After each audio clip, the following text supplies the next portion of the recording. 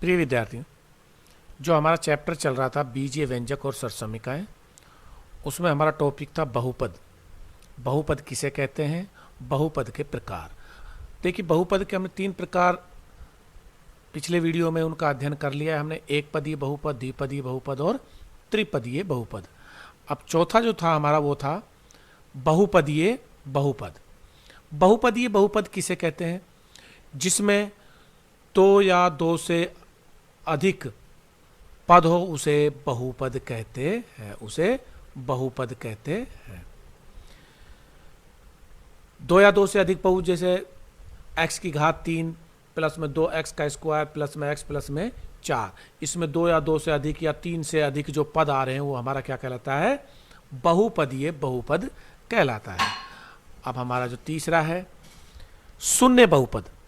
अचर बहुपद को शून्य बहुपद कहते हैं। अचर बहुपद को शून्य बहुपद कहते हैं। अचर बहुपद कौन कौन से होता है? हमारे 2, 4, 6 संख्यात्मक जो राशियां होती है वो हमारा सब क्या है?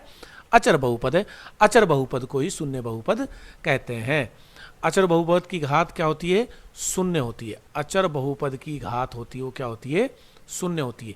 अब देखिए, घात आया है, इसमें घात किसे कहते हैं ये भी मालूम होना चाहिए हमें।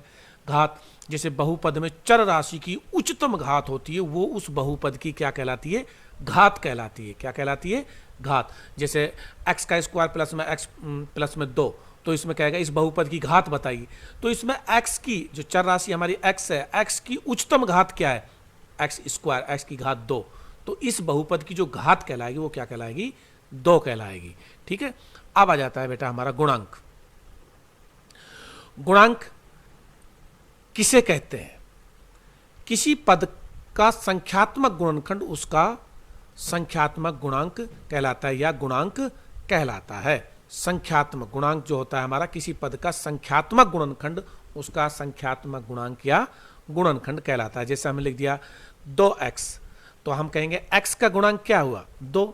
हमने लिख दिया 3y प्लस में 5, तो इसमें कहेंगे y का गुणांक क्या है? 3। तो ये होते हैं गुणांक। अब अगला टॉपिक जो हमारा आता है वो है सर्वसमीका। क्या है इसी में? आगे बढ़ते हुए सर्वसमीका। अब सर्वसमीका कहते किसे? देखिए, सवाल में जब आएंगे आपके कि सर्वसमीका का उपयोग करते हुए निम्न व्यंजकों का गुणनफल ज्ञात कि जो हमने गुणा करना है, तो सर्वसमीका के जब हमारे सर्वसमीका से याद होगी तो उन गुणाओं को हम आराम से बीजीय व्यंजकों का गुणा कर सकते हैं। तो सर्वसमीका की जो परिभाषा है, एक ऐसी समीका है सर्वसमीका जो चर के सभी मानों के लिए सत्य होती है, उसे सर्वसमीका कहते हैं। उसे क्या कहते हैं? सर्वसमीका कहते हैं। अब जो सर्वसमीका है हमारी पहली सर्वसमीका है a प्लस में b और a माइनस में b।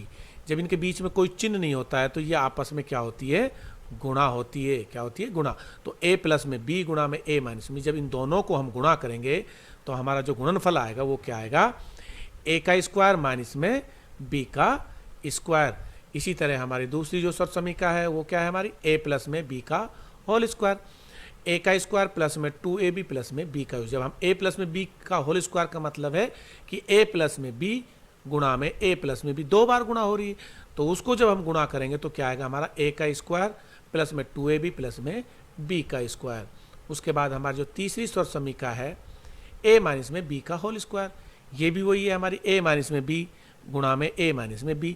जब गुणा करते हैं तो इसकी जो सर्वसमीका गुणनफल जो आएगा हमारा, इनका गुणन a का स्क्वायर माइनस में 2ab प्लस में b का स्क्वायर। चौथी सर्वसमीका है बेटा हमारी x प्लस में a और x प्लस में b। तो इन दोनों को हम गुणा करेंगे तो जो इसका गुणनफल आएगा वो हमारा क्या आएगा? x का स्क्वायर प्लस में a प्लस में b इंटू में x प्लस में ab। जब ये सवाल आएंगे जिस दोनों के मैं पहला पद तो दोनों में समान है, x भी समान है ये और इसका ये x भी समान है, लेकिन दूसरे जो पद है वो दोनों भिन्न भिन्न है। जब इस तरह की जो कंडीशन की जो सर्वसमीका में जो सवाल है तो ये सर्वसमीका जिसमें लागू होगी तो उसमें करेंगे पहला पद का स्क्वायर प्लस में दोनों का दूसरा पद का योग गुणा में पहला पद प्लस में दोनों दूसरे पदों का गुणनफल। तो ये हो जाएगा हमारा x का स्क्वायर प्लस में a प्लस में b इंटू में x प्लस में ab। उसके बाद पांचवी सर्वसमीका हमारी a प्लस में b की होल क्यूब, यानी a प्लस b की घात 3। तो a प्लस b कितनी बार गुणा हो रहा है? 3 बार। a प्लस b गुणा में a प्लस b गुणा में a प्लस b। जब इनका गुणनफल करते हैं तो गुणनफल करेंगे तो बेटा क्या आएगा हमारा इनका गुणनफल, a की घात 3 प्लस में b की घात 3 प्लस में 3ab इंटू में a प्लस में b। इसी तरह हमारा है छठा, a माइनस में b की होल क्यूब, वही a माइनस बी भी कितनी बार गुणा हो रहा है, 3 बार गुणा हो रहा है। तो इनको गुणा करेंगे तो a की घात 3 माइनस में b की घात 3 माइनस में 3ab इंटू में a माइनस में b। अब उसके बाद हमारी जो सातवीं सरसमीका है बेटा, a की 3 प्लस में b की 3, जब a प्लस में b ने हम a माइनस a का स्क्वायर माइनस में ab प्लस में b स्क्वायर से गुणा करते हैं तो हमारा जो आएगा क्या आएगा, a की 3 माइनस में b की 3। इसी तरह हमारा आठवां है, आठवीं जो सरसमीका है a की 3 माइनस में b की 3, जब a माइनस b ने a का स्क्वायर प्लस में ab प्लस में b स्क्वायर से गुणा करेंगे तो जो हमारा गुणनफल जो आएगा वो क्या आएगा, a की 3 माइनस में b की 3। जब इस तरह जब कोई भी संख्या बीजीय संख्या दे रखी तो हम उनको इस तरह गुणनफल के रूप में लिख सकते हैं। जब या a की 3 कोई भी संख्या दे दी, a की 3 माइनस में b की 3 के रूप में दे दिया तो उसको हम जो खुला रूप करेंगे वो क्या होगा, a माइनस में b इंटू में a का स्क्वायर प्लस में ab प्लस में b का स्क्वायर। तो ये सरसमीकाएँ आप लोग अपने अच्छी तरह से कंठस्थ याद करें और जो हमारे जो बीजीय व्यंजक और सरसमीका का अब आगे जो प्रश्न जो अध्याय होगी हमारी वो पहला सवाल वो हम कल से स्टार्ट करें।